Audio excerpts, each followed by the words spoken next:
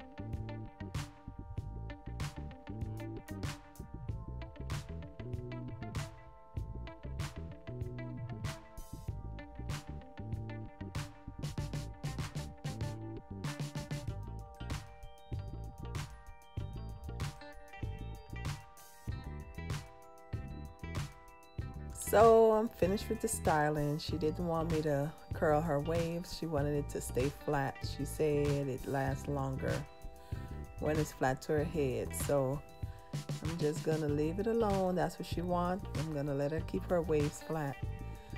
But y'all can let me know what y'all think. If y'all like my video, y'all can give me a thumbs up. And thank y'all for watching my video. Until the next video, stay blessed.